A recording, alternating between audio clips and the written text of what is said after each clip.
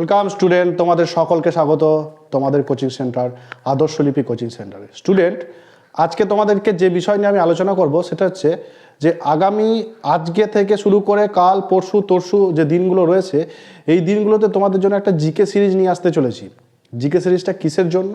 সামনে যে আসন্ন পরীক্ষাগুলো রয়েছে, ফুড এসআই, মিসলেনিয়াস, তারপরে ক্লার্কশিপ, এমটিএস রয়েছে, 10+2 রয়েছে, এই প্রতিটা বিষয়ে যেরকম জিকে আসে সেই রকম জিকে সিরিজ নিয়ে আমরা তোমাদের সঙ্গে আলোচনায় আসছি খুব শীঘ্রই। সেটা আজকেও হতে পারে, কালকেও হতে পারে। এটাই তোমাদেরকে বলা যে যে জিকেগুলো আলোচনা করব সেগুলো সামনের যে এক্সাম রয়েছে তার জন্য কেন ইম্পর্টেন্ট সেটা আগে বলে রাখি। যে জিকেগুলো করব সেগুলো প্রিভিয়াস ইয়ার্সে চলে এসছে বা এরকম রিলেটেড প্রশ্ন কিন্তু পরীক্ষাতে আসছে, সেই হিসাবে প্রশ্নগুলো তোমাদের সামনে নিয়ে আসবো। আর এই যে প্রশ্নগুলো নিয়ে আসবো, যেগুলো তোমরা স্ক্রিনে দেখতে পাবে, এই প্রশ্নগুলো শুধুমাত্র একটা পরীক্ষার জন্য গুরুত্বপূর্ণ নয়, আগামী যে পরীক্ষা রয়েছে প্রতিটা পরীক্ষার জন্যই গুরুত্বপূর্ণ। কেন বলে রাখি, জিকের প্যাটার্ন কিন্তু এখন চেঞ্জ হচ্ছে। ওয়েস্ট বেঙ্গলের জিকের প্যাটার্ন আস্তে আস্তে সেন্ট্রাল গভর্নমেন্টের প্যাটার্ন অনুসারে হচ্ছে, ঠিক আছে। মিসলেনিয়াসে বিগত বছরে যে প্রশ্নগুলো এসেছে সেগুলো তোমরা ফলো করে দেখবা, প্যাটার্ন কিন্তু আস্তে আস্তে চেঞ্জ হচ্ছে। আগে ডিটেলসে প্রশ্ন কম হতো, এখন ইন ডিটেলস প্রশ্ন কিন্তু তোমাদেরকে জিজ্ঞাসা করা হচ্ছে। কেন? কারণ যত দিন যাচ্ছে তত পড়াশোনার যে লেভেলটা রয়েছে সেটা আগের লেভেল থেকে এক ধাপ ওপরে উঠে যাচ্ছে। এর জন্য কম্পিটিশন টাফ হচ্ছে, তোমাদেরকে পড়াশোনাটাও টাফভাবে করতে হবে, অর্থাৎ ডিটেলসে করতে হবে। কোনো বিষয়ের ডিটেলসে গিয়ে পড়াশোনা করতে হবে। আগে যদি প্রশ্ন আসতো কোনো বিষয়ের যে এই বিদ্রোহ কোন জায়গায় হয়েছে, এখন হচ্ছে এই বিদ্রোহ কোন জায়গায় কত সালে হয়েছে, সে এই রকম ধরনের প্রশ্ন আসছে। আগে অভয়ারণ্য থেকে প্রশ্ন আসতো, এখন প্রশ্ন আসছে অভয়ারণ্যর ভেতর দিয়ে যে নদী গেছে সেই নদী সম্পর্কে। তো প্রশ্নর প্যাটার্ন কিন্তু দিন বা দিন চেঞ্জ হচ্ছে, ঠিক আছে। তো তোমাদেরকে এই চেঞ্জ প্রশ্নর প্যাটার্ন নিয়ে আলোচনা করছি এবং চেঞ্জ প্রশ্নর প্যাটার্ন অনুসারে তোমাদের সঙ্গে জিকে শেয়ার করব, ঠিক আছে। আজকের যে জিকেটা শেয়ার করতে যাব সেই জিকেটা তোমাদের কোন পরীক্ষার জন্য ইম্পর্টেন্ট সেটা আমি আগেই বলে দিয়েছি। যে পরীক্ষাগুলোর নাম করলাম এই সমস্ত পরীক্ষার জন্য ইম্পর্টেন্ট। তোমরা যদি এই জিকেগুলোকে ভালো করে পড়ো, এই জিকেগুলোকে ভালো করে প্র্যাকটিস করে যাও, তাহলে সামনের যে পরীক্ষা রয়েছে আশা করছি সেই পরীক্ষায় খুব ভালো রেজাল্ট তোমরা করতে পারবে, ঠিক আছে।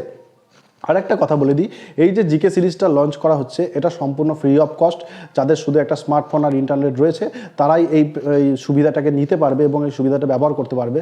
আর যদি তোমরা এই সুবিধাটা ব্যবহার করে উপকৃত হও তাহলে অবশ্যই চ্যানেলটাকে লাইক করবে, সাবস্ক্রাইব করবে, বন্ধুদের সঙ্গে শেয়ার করবে। আর যদি তোমরা এই চ্যানেলে নতুন হয়ে থাকো তাহলে বলবো চ্যানেলের ভিডিও কেমন লাগলো নিচে কমেন্ট বক্সে গিয়ে অবশ্যই কমেন্ট করে জানাবে। সম্পূর্ণ কোর্সটা তোমাদের জন্য নিয়ে আসা হচ্ছে এবং টোটাল ফ্রি অফ কস্ট। কেমন লাগলো সেটা অবশ্যই কমেন্ট করে জানাবে, ঠিক আছে। তো বেশি কথা বলবো না, সোজা এবার প্রশ্নে প্রবেশ করছি।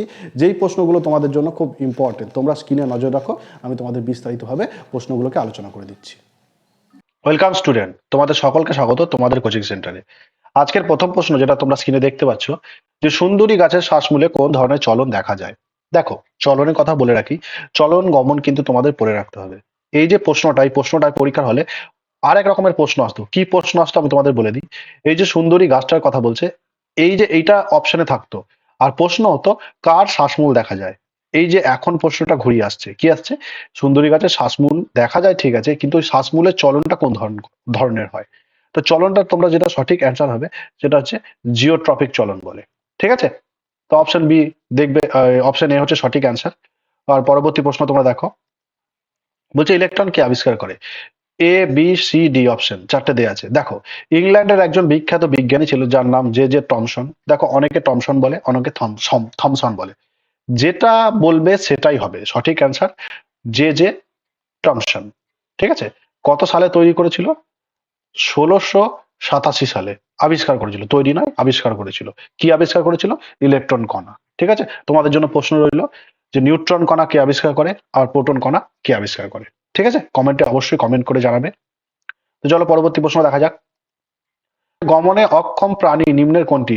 সচরাচর সকল প্রাণী গমনে সক্ষম, কিন্তু কিছু কিছু প্রাণী রয়েছে যারা কিন্তু গমন করতে পারে না। সেই প্রশ্নটা এখানে দিয়েছে। এখানে যেটা তোমরা দেখতে পাচ্ছ অপশন বি সাগর কুসুম, এই সাগর কুসুম প্রাণী কিন্তু গমনে অক্ষম, অর্থাৎ এক জায়গা থেকে আরেক জায়গায় যেতে পারে না, ঠিক আছে। চলো পরবর্তী প্রশ্ন দেখি।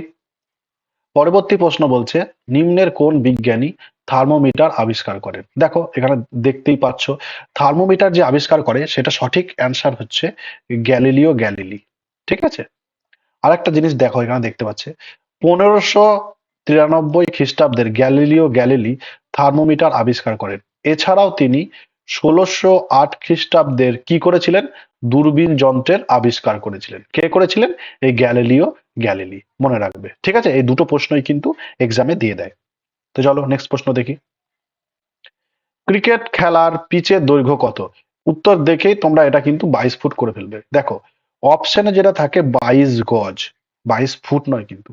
22 গজকে ফুটে মানে ট্রান্সলেট করলে যেটা হয় সেটা হচ্ছে 66 ফুট। মনে রাখবে, ঠিক আছে? এটা হচ্ছে সঠিক অ্যান্সার। পিচের দৈর্ঘ্য থেকে কিন্তু 22 ফুট করো না, ওটা 22 গজ। বারবার বলে দিচ্ছি স্টুডেন্ট। তো চলো পরবর্তী প্রশ্ন দেখি। বলছে নিম্নের কোনটি হিমাচল প্রদেশের লোকনৃত্য? এই যে অপশনগুলো দেখতে পাচ্ছ, এগুলোতে কোনগুলো হিমাচল প্রদেশে দেখা যায়? হিমাচল প্রদেশ তোমরা জানো, যার রাজধানী সিমলা। খুব ইম্পর্টেন্ট একটা প্রশ্ন, বলো দেখি কি হবে। এই যে অপশন এ হবে, অপশন বি হবে, অপশন সি হবে, নাকি অপশন ডি হবে? কোনটা হবে? এখানে সঠিক যেটা অ্যান্সার হবে সেটা হচ্ছে উপরের সবগুলি। তাহলে এই প্রশ্নটা থেকে এই প্রতিটা ডান্স বা লোকনৃত্যকে তোমরা পড়ে নেবে, তাহলে হিমাচল প্রদেশে কিন্তু ইম্পর্টেন্ট লোকনৃত্য তোমাদের পড়া হয়ে যাবে। ঠিক আছে? তো চলো পরবর্তী প্রশ্ন দেখি। বলছে পেনিসিলিন কে আবিষ্কার করে? দেখো পেনিসিলিন আবিষ্কার করে কে বলো? Option B, option C, option D. সঠিক আনসার কি হবে? আলেকজান্ডার ফ্লেমিং পেনিসিলিন আবিষ্কার করেন। হ্যাঁ, মনে রাখবে এটা। তো চলো পরবর্তী প্রশ্ন দেখি। পৃথিবীর উচ্চতম মালভূমির নাম কি? বলো তো কি হতে পারে?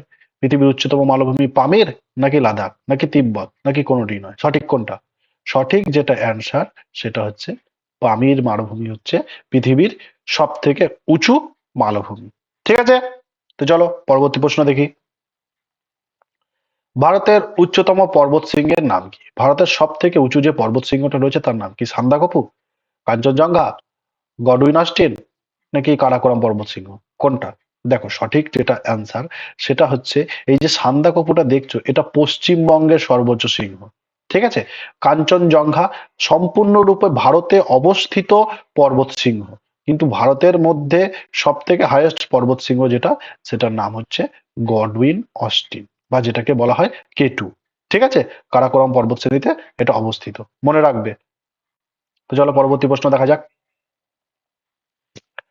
দেখো প্রশ্ন বলছে সুন্দরবন জাতীয় উদ্যান কোন রাজ্যে অবস্থিত? দেখো সবাই জানো সুন্দরবন কোথায় অবস্থিত? পশ্চিমবঙ্গে। তাহলে সঠিক অ্যান্সার কি হবে? পশ্চিমবঙ্গ। ঠিক আছে?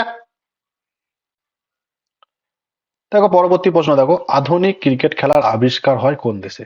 এই যে আধুনিক ক্রিকেট খেলা রয়েছে এর আবিষ্কার কোথায় হয়? তোমরা সকলেই জানো এর সঠিক অ্যান্সার যেটা হবে সেটা হচ্ছে ইংল্যান্ডে। ইংল্যান্ড থেকে আমরা ক্রিকেট খেলা শিখেছি। ঠিক আছে? পরবর্তী প্রশ্ন দেখো, এটা খুব ইম্পর্টেন্ট প্রশ্ন। বলছে 1 থেকে 11 সালের মধ্যে এদেশের জনসংখ্যা বৃদ্ধির শতকরা হার কত? অর্থাৎ 1 সাল থেকে 11 সাল পর্যন্ত যে জনগণনা মানে জনগণ যে বৃদ্ধি ঘটেছে, জনসংখ্যার যে বৃদ্ধি ঘটেছে সেটা কত পার্সেন্ট? সেটা ক্যালকুলেট করলে কত দেখা যায়? বলো সঠিক অ্যান্সার কি হবে? 17.64% হচ্ছে সঠিক অ্যান্সার। ঠিক আছে? হ্যাঁ, তো পরবর্তী প্রশ্ন তোমরা দেখো। পরবর্তী প্রশ্নটা হচ্ছে খুব ইম্পর্টেন্ট প্রশ্ন একটা। বলছে বিহু কোথাকার লোকনৃত্য?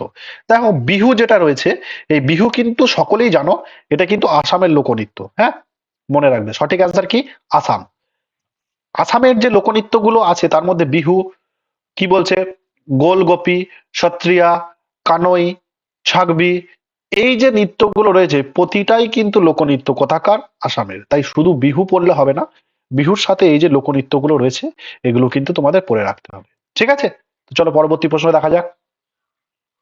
বলছে ভারতের উচ্চতম স্তম্ভ বা মিনারের নাম কি? ভারতের যে উচ্চতম স্তম্ভ রয়েছে সেটা কিন্তু তোমরা সকলেই জানো, যেটার নাম হচ্ছে কুতুব মিনার। ঠিক আছে? এই কুতুব মিনার তৈরি করেছিলেন কুতুবুদ্দিন আইবক, এবং তার পরবর্তী যে শাসক ছিলেন যার নাম ইলতুৎমিশ। ঠিক আছে?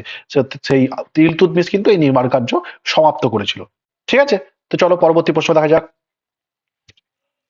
এই যে প্রশ্নটা তোমরা দেখছো, যে সুদের হারে রিজার্ভ ব্যাংক বাণিজ্যিক ব্যাংকের নিকট টাকা ধার নেয়, অর্থাৎ যে বাণিজ্যিক ব্যাংক গুলো রয়েছে তাদের কাছ থেকে কি টাকা ধার নিচ্ছে, কে নিচ্ছে? Reserve bank. তো সেটাকে কি বলা হয়? সেটাকে বলা হয় রিভার্স রেপো রেট। ঠিক আছে, চলো পরবর্তী প্রশ্ন। এই প্রশ্নটা তোমরা দেখছো, এটা খুব ইম্পর্টেন্ট প্রশ্ন একটা। বলছে সাইলেন্স ভ্যালি, এটা সাইলেন্ট নয়, এটা সাইলেন্ট ভ্যালি হতো, সাইলেন্স ভ্যালি ন্যাশনাল পার্ক কোন রাজ্যে অবস্থিত? দেখো এই যে ন্যাশনাল পার্ক গুলো রয়েছে এগুলো কিন্তু পড়ে নেবে, এগুলো কিন্তু এক্সামে চলে আসে, ঠিক আছে। এই যে সাইলেন্ট ভ্যালি ন্যাশনাল পার্কটা রয়েছে এটা কেরালায় রয়েছে এবং কত সালে স্থাপিত হয়েছে? 84-তে স্থাপিত হয়েছে। তাহলে সঠিক অ্যান্সার কি হবে? কেরালা। ঠিক আছে, চলো পরবর্তী প্রশ্ন দেখা যাক। বলছে ইউগ্লিনার গমন অঙ্গের নাম কি? আমি তোমাদের আগেও বলে দিয়েছি যে গমন অঙ্গ যেগুলো রয়েছে সেগুলো কিন্তু পড়ে রাখতে হবে, ঠিক আছে। গমন অঙ্গ পরীক্ষায় খুব দেয়, তো মনে রাখবে ইউগ্লিনার যে গমন অঙ্গ তার নাম হচ্ছে ফ্ল্যাজেলা। ঠিক আছে, তোমাদের একটা প্রশ্ন করছি, সিটা কার গমন অঙ্গ আর ঘনপথ কার গমন অঙ্গ? এটা কিন্তু কমেন্টে জানাবে, ঠিক আছে। চলো পরবর্তী প্রশ্ন। ক্রিকেট বিশ্বকাপ শুরু হয় কবে? ক্রিকেট যে বিশ্বকাপ হয় সেটা কবে শুরু হয়? এই যে কিছুদিন আগে ক্রিকেট বিশ্বকাপ শেষ হলো, এটা শুরু কবে হয়েছিল বলো তো? কত সালে হতে পারে?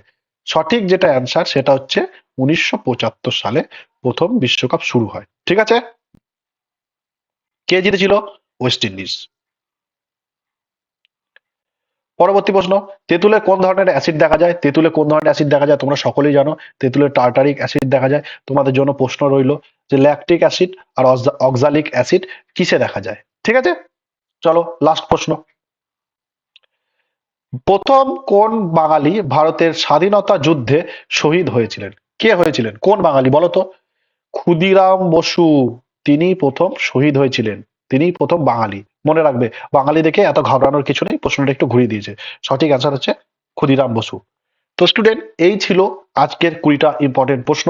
আমরা যে জিকে সিরিজটা এখন তোমাদের সামনে নিয়ে আসছি, এই সিরিজটা কন্টিনিউ চলবে তোমাদের যতদিন না পর্যন্ত সামনের এক্সাম গুলো হয়ে যাচ্ছে। তোমরা এই প্রশ্নগুলোকে ফলো করবে, আশা করছি তোমরা লাভবান হবে। কেন? তোমাদেরকে একটা কথা বলে রাখি, শুনে রাখো, কারণ এক্সামে জিকে একটা খুব গুরুত্বপূর্ণ পার্ট, যদি তোমরা এগুলোকে চর্চা না করো তোমরা ভুলে যাবে, ঠিক আছে। আর এইগুলো তোমাদের জন্য পুরোপুরি তৈরি করা হচ্ছে।